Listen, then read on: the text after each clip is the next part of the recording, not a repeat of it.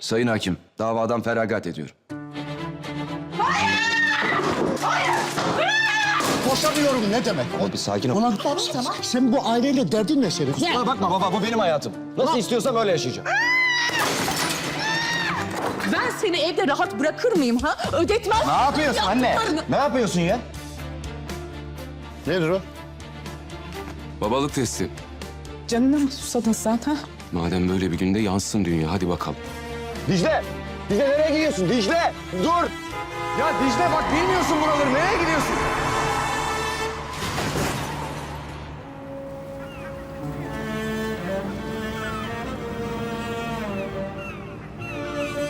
Yatağınızın üstünden baloncuklar geçiyor.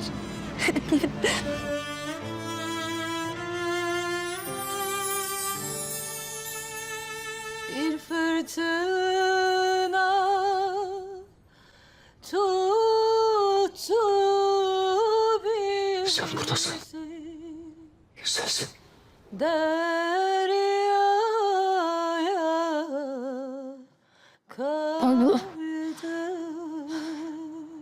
Çok özledim. O bizim kavuşmalarımıza.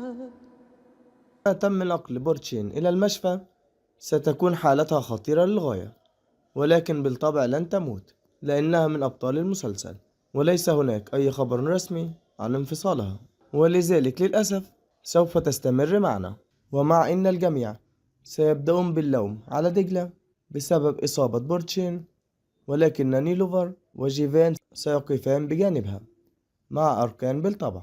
ومن جهة أخرى سيستمر فرمان بمتابعة دجلة حتى يصل إلى مكانها، ولكنه لن يستطيع إيذائها هذه المرة، وهناك احتمالان لإنقاذها.